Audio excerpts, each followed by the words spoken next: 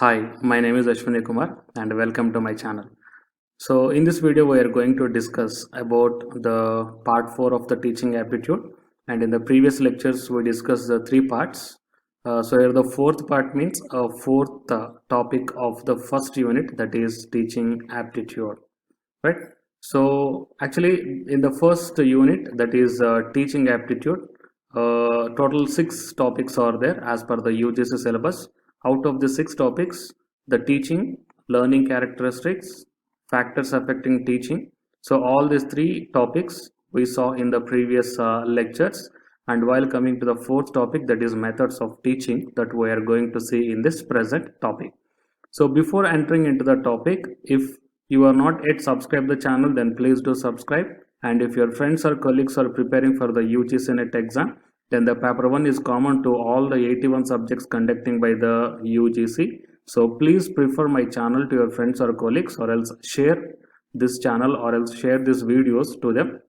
It will be helpful to them also, because here all the topics from each and every unit will be uploaded in the alternative days. So definitely the entire syllabus will be covered in a very detailed way, and these PPTs you can download, and the downloading link I am putting in the description box of this video. And in the description box of this video I am also attaching my WhatsApp link also. So if any new videos I posted, then I will put one notification in the WhatsApp group also.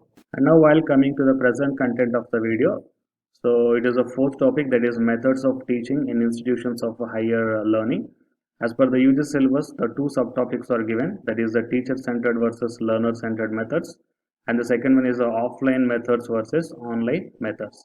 And I divided these 2 topics into 8 different subtopics, which makes you understand very clear. The first one is the definitions and phases, the teaching methods, and some specific teaching methods we are going to see, and what is a teacher-centered method and what is a learner-centered method, and what is the difference between both these two, that is teacher and learner-centered method. And the sixth topic subtopic is offline method, nothing but a traditional teaching method. And seventh one is a online method. So nowadays we are following this online one, online courses and online learnings and e-learnings. And eighth one is online learning methods provided by the government or university grants commissions or MHRD, whatever it might be, right? So these 8 topics we are going to see one by one clearly. So the first one is the definitions and phases. So coming to the term teaching method, actually the different teachers will follow the different teaching methodologies, right? So some teachers will follow the blackboard and chalk, and some teachers will follow the PPT, that is PowerPoint presentations, and some teachers will follow just like the team teaching method. So different teaching methodologies will be followed by the teacher. Anyhow, the ultimate goal of the teacher is to make understand the students whatever are there in the classroom. If 60 students are there in the classroom, then the teacher goal or focus must be to make them understand in a clear way whatever the teaching methodologies he or she is using, right? So the term teaching methodology refers to the general principles or the pedagogy or some kind of strategies, management strategies, which we are used in the classrooms to make the students understand very clearly, right? So that is the definition. And coming to the teaching is generally a art and also a science. Why we are calling this one as an art? Because it requires a mastermind creativity. That means each and every teacher must use some creativity to make his or her students understand. But because if in a classroom 60 students are there, all the students are having the different mindsets and the different understanding levels and the different maturities. So to make them understand in a different way, definitely the teacher must use the mastermind creativity. That's why the teaching methodology is called as an art. On the other hand, the teaching is also called as a science. Why? Because if you want to explain a science subject to your students, then it is having some systematic procedure and it is having some analytical procedure, and the concepts in the science must be described very well. Okay, so all these analysis and the describing of the concepts and the systematical procedure, all these things we have to follow for the teaching also. That's why the teaching is also called as a science, right? So which involves a different technical procedures to make the students understand, and the teachers has to show different teaching skills to make the students study in a systematical way, and whatever the concepts we are explaining, it must be the very much described and improved. So that's why teaching is both the art and as well as a science. And while coming to the phases of the teaching, generally the three different phases of the teaching will be there, and all these three must be in the sequential steps. Sequential steps means one after another. So after doing the first step, then we have to go to the second step, and after the second step, then we have to go to the third step. So that means that is the meaning of the sequential. So what are these three sequential steps or the phases are there for the teaching is that first one is the pre-active phase. So pre-active phase is, this diagram is representing the pre-active phase. So in this phase, the teacher has to prepare the notes from the few resources. Resources means from the textbooks or from the internets or from the previous lecture notes or anything. So by taking this one as a references, the teacher has to prepare some notes, right? So this type of, preparing the material or something for the teaching is called as a pre-active phase. And the next one is a interactive phase. Interactive phase means whatever the concepts we prepared, those concepts has to be demonstrated or presented in front of the students. It is nothing but an interactive phase. And the third one is the post-active phase. So this phase includes, after completion of your interactive phase, the students will give some feedback based upon their understanding levels and based upon the teaching skills of the teacher and how they understood and what are the problems they faced at the time of teaching. So all these feedbacks they will give, and after once giving the feedback, the teacher has to collect the feedback, and based upon this collection of the feedback, he has to correct his pre-active phase if any problems are there, and he has to correct his interactive phase, right? So nothing but these three are the cyclic process, right? So that is the three different phases of the teaching. Pre-active, preparing the material from the resources. Interactive phase, whatever the prepared content or the material is there, presenting that one in front of the students. And the post-active phase, so collecting the feedback from the students. Based upon the feedback, we have to rectify if any some kind of corrections are there in the pre-active phase or in the interactive phase, right? And the second concept is some specific teaching methodologies or some specific methods of teaching. So here the four different types of specific teaching methods are there. The first one is inferential problem solving technique. Inferential means analytical means step by step. Okay, so inferential problem solving technique. And the second teaching method is a team teaching, and the third one is the micro teaching, and fourth one is the question to answer technique in the teaching. So we are going to see these four types of specific methods of teaching one by one. So while coming to the infer problem solving technique, so it includes the both inductive and deductive. These are the two important procedures of this inferential problem solving technique. While coming to the steps in the inductive method is that we have to recognize the problem, and after recognition the problem, we have to search the data to solution. Okay, so once if you recognize the problem, we have to find out the solution. So to finding out the solution, first of all, we have to search the data, whatever already is there. And after searching the data from the different resources, then we have to organize the data proper way. Okay, so after organizing, we have to form the tentative solutions, and whatever the things mistakes are there, we have to eliminate that one. And after rectifying the tentative solutions, then we have to do the verification. So whether this verification is perfectly solution, that means you are getting the perfect solution to the problem or not. So it is an inductive method. Coming to the deductive method, the first step is same. First we have to find out or recognize the problem. Second one is also same, searching for the data. Third one is the reviewing. Here we are not organizing the data. Here just we are reviewing the data. That means once after collecting the data, we are just going to review that one, whether it is properly adapting to find out the solution or not. And then formulation of inferences, that mean a few analytical or few mathematical expressions. based upon the data. That means here we are not organizing the data, we are just simply reviewing the data, and after reviewing we have to formulate means doing analysis and getting some mathematical expressions, and in the verification process whether both these two are suitable to finding out the solution, and this solution is perfectly adapting to solve out this problem or not, right? So total these are the steps in the inductive and in the deductive method. So both these two are comes under the inferential problem solving method.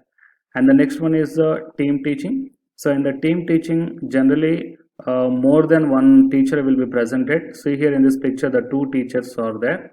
So in the team teaching method, the two or more teachers make a plan of the subjects cooperatively, carry it out, and always evaluate its effects on the students periodically.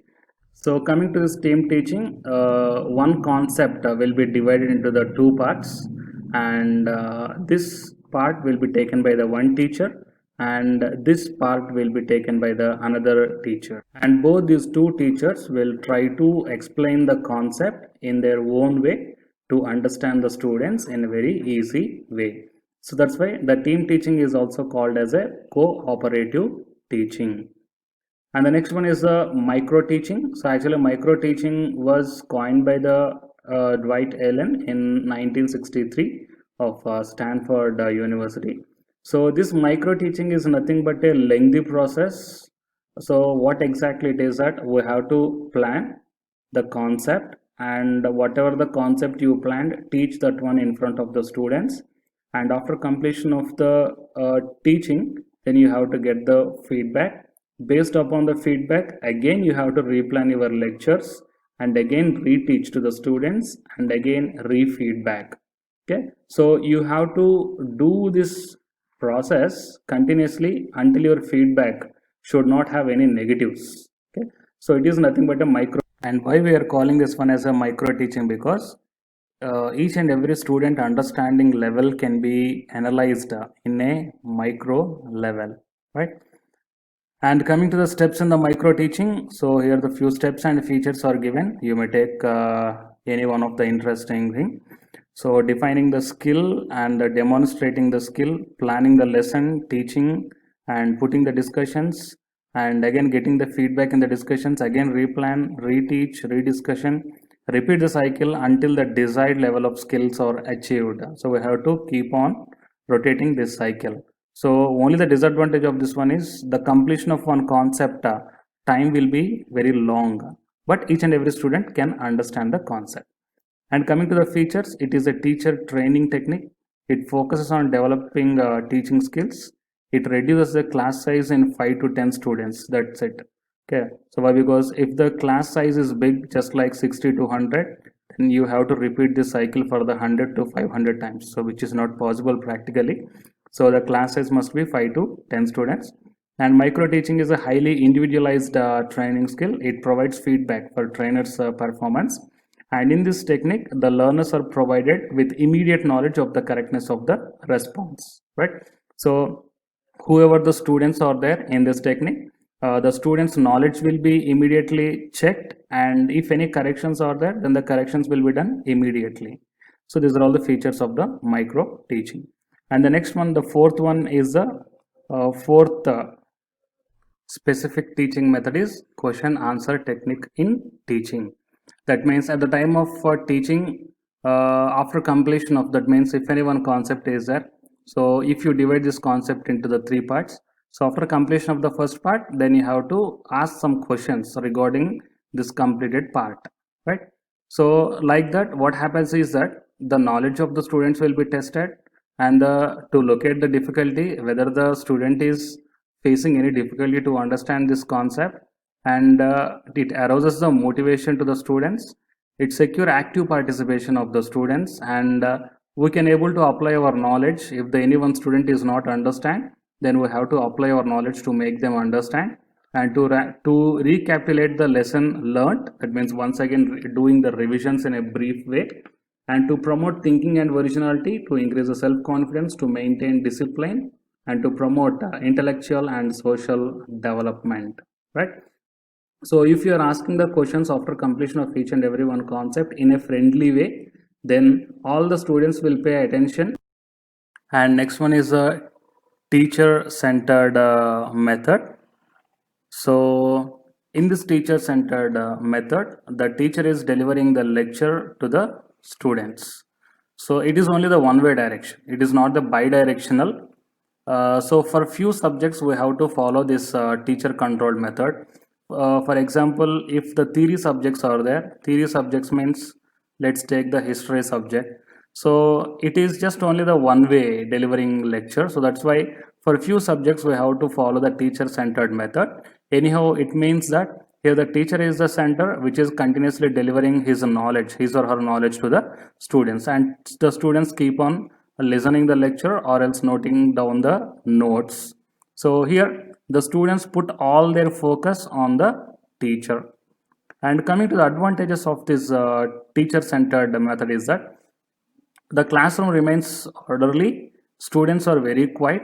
Why? Because there is no interaction between the faculty and the students, that's why the students are very quiet, and you retain the full control of the classroom and its activities.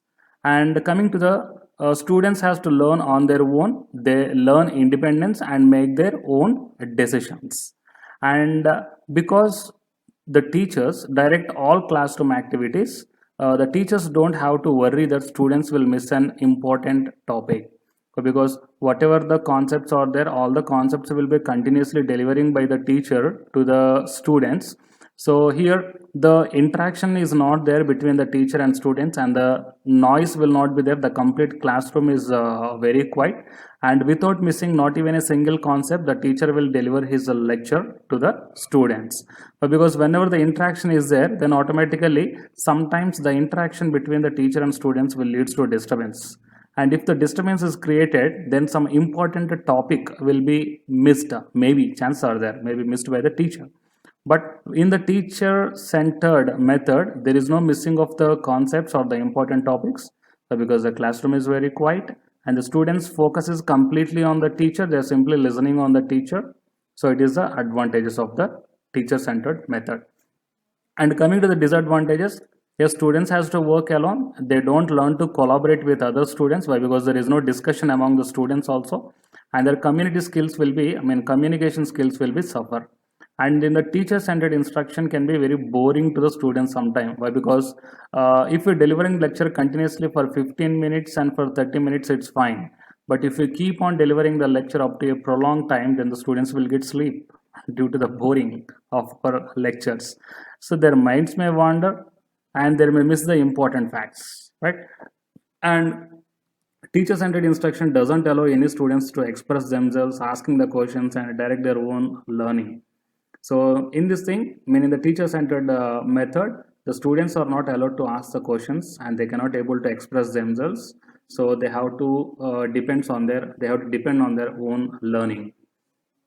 And while coming to the learner-centered method, it is somewhat different. It is a bi-directional way. That means teacher will deliver the lecture to the student, and the student will ask the questions, or else if any some kind of discussion wants to do the student on this topic, then he may start doing the discussions, and the students, that means his friends, the students are also can able to participate in the discussion. So all these things all comes under the learner-centered method. That means here the knowledge is shared between the teacher to student and from student to teacher also. So when a classroom operates with student-centered instruction, students and instructions definitely share their knowledge.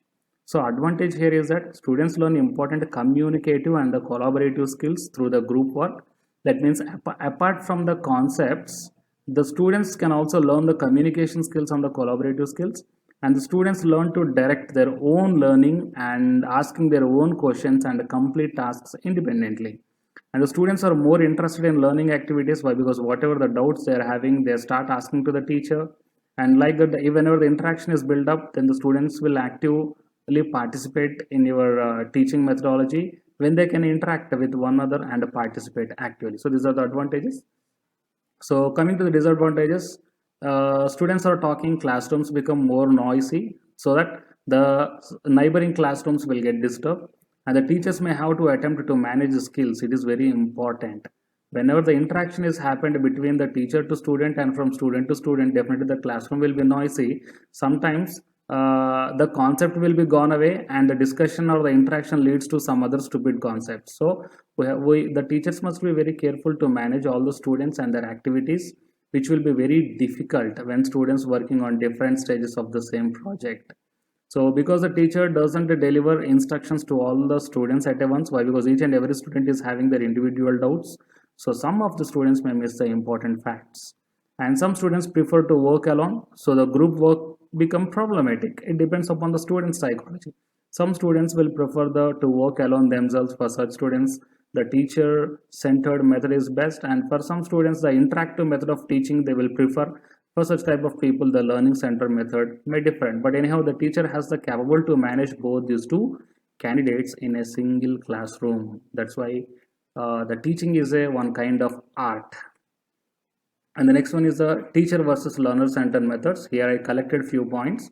Knowledge is transmitted from professor to students, but here knowledge is transferring among the teacher to student and from student to teacher. And the students passively participate, and here the students will actively involve. So emphasis is on the acquisition of knowledge outside the context in which it will be allowed, and emphasis on using the communicating knowledge effectively. That means here the only concept will be learned, and here the apart from the concept, the communication skills also be learned, and we can able to discuss the real-time problems in the interactive sessions also. And here the professor plays the primary role. Here professor is the coach and facilitate the professor and students will evaluate. I mean both these two guys will learn with each other. And assessment is used to monitor learning, and here assessment is used to promote and diagnose the learning, right? So whatever the assessment we are doing here, it is only used to monitor learning, but here we can diagnose also. So how the students are learning and all these things. Here emphasis is there only on the right answers. Here we can give the suggestions on the wrong answers also, so that we can rectify the students' mistakes on the spot itself. And the next teaching method is the offline method. So offline, don't get scary with this face expression. So in the offline method, generally we are using the boards with lengthy writings on this one, right? So offline method is a traditional method, that means very old method, which we are using. I mean, we are delivering our knowledge or message with the help of chalk and talk, right? Or else some overhead projectors we are using. And the teachers, whatever the educational material is there with them, or the information or message, that only will be delivered to the students. Limitations are teaching in classroom using chalk and talk is one way. It's just like a teacher-centered method. Teachers often continuously talk for an hour without knowing students' response and their feedback. Yeah, if the board is there, if the chalk and board is there, we have to draw few diagrams. So you may observe if you are drawing the diagrams on the board, in the back side, the students will start talking and some disturbance they will create. So the material presented is only based upon the lecture notes and the textbooks. Teaching and learning is concentrated on plug and play method. That's it. So here it is a plug and play. The handwriting of the lecture decides the fate of the subject. So sometimes, I mean, in my case also, you may observe that the handwriting will be the very worst. So in the chalk and board method, the handwriting procedure will decide the fate of the subject. That's why I'm using the PPTs. And a few more limitations are also there. Insufficient interaction, and more emphasis has been given on the theory only without doing the problematic or the practical things, and just learning through memorizing but without having any type of understanding levels. Marks are obtained rather than the result oriented. So these are all the limitations of the offline methods. And while coming to the online methods, we're having the different online methods are there. So first paper presentation was there, now online learning, and now it's called as e-learning, and now it is m-learning. M-learning is mobile learning. So in the online method, there is no single definition for the online learning actually. So it includes the learning with assistance of internet and a personal computer. The term e-learning or electronic learning is often used in interchangeable with online learning. It also includes technology applications such as the audio or video tapes or satellite, TV, CD-ROM, computer-based learning information and communication systems.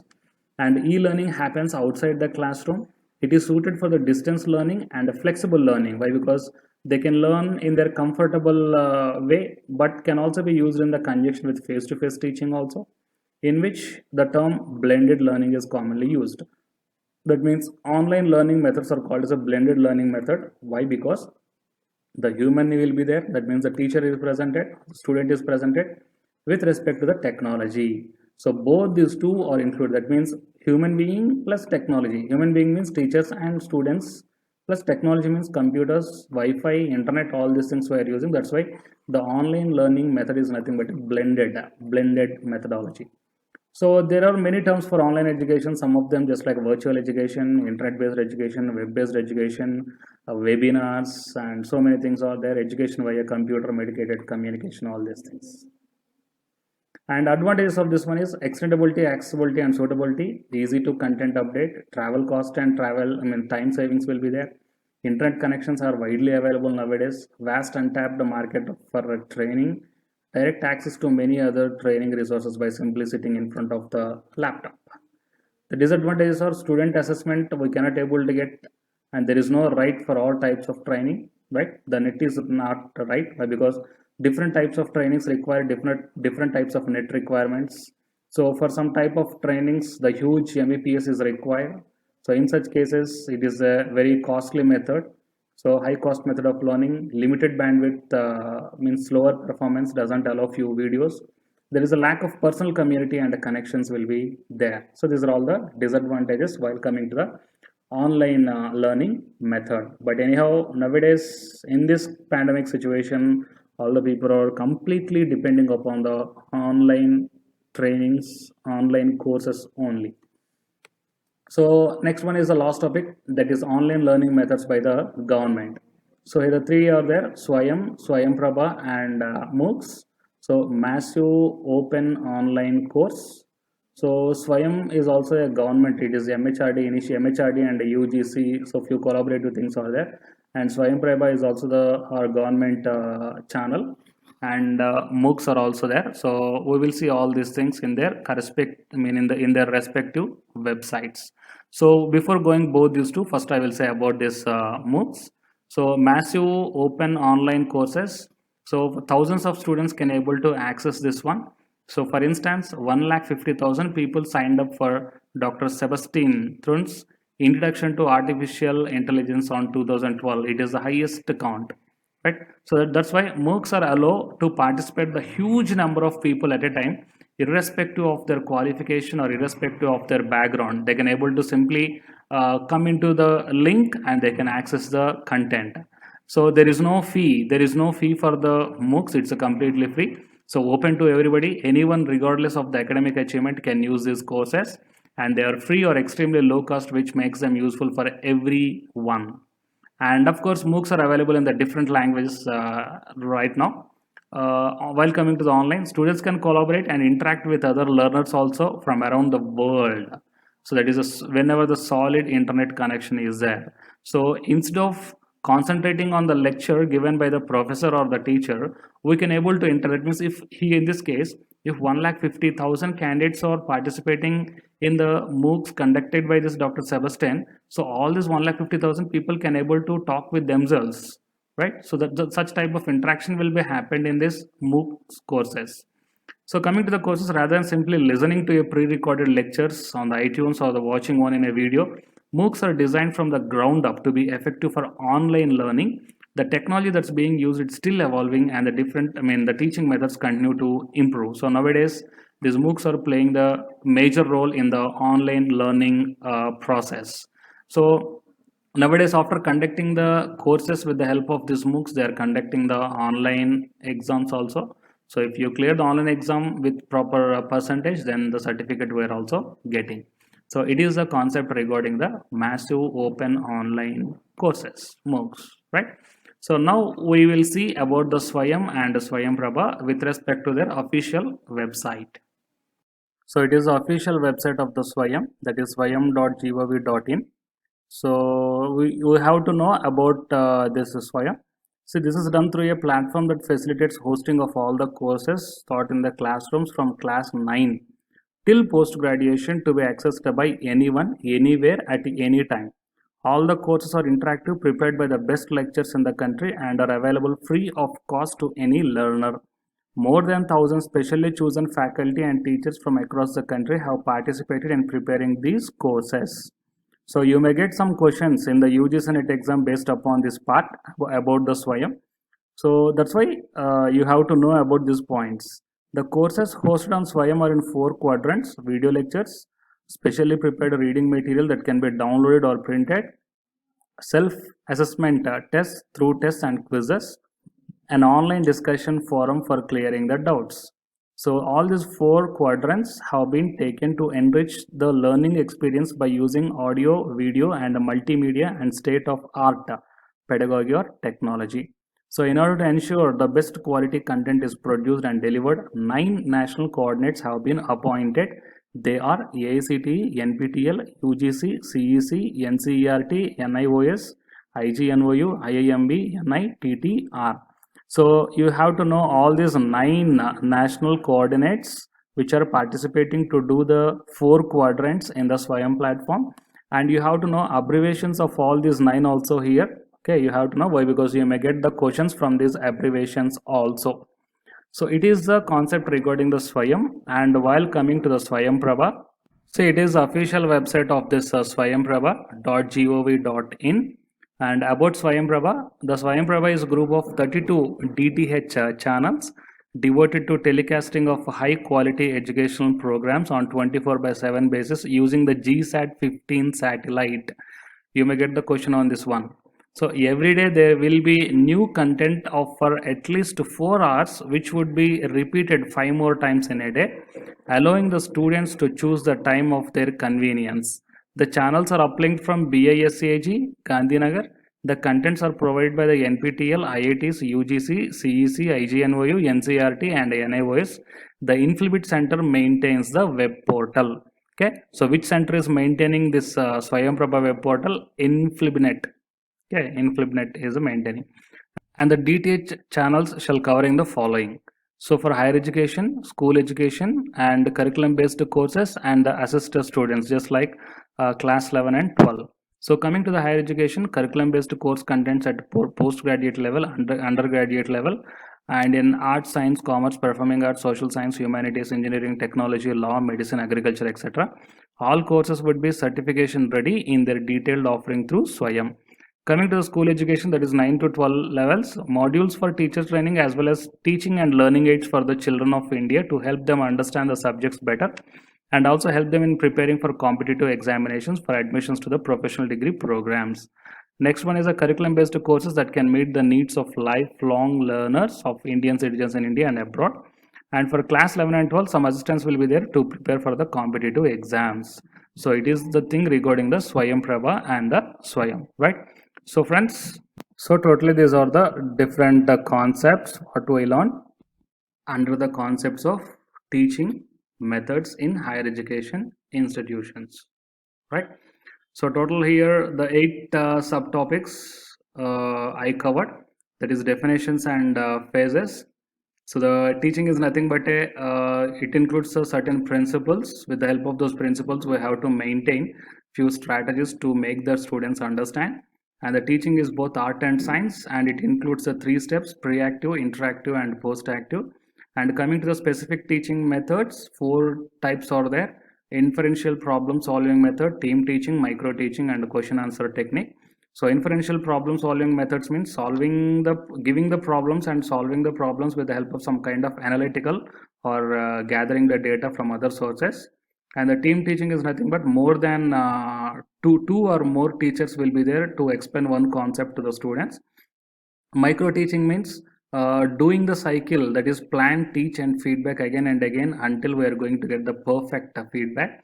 These are the steps and features of micro teaching. And while coming to the question answer technique, after completion of each and every one concept, we have to ask the students questions to make them motivate and to make them attentive.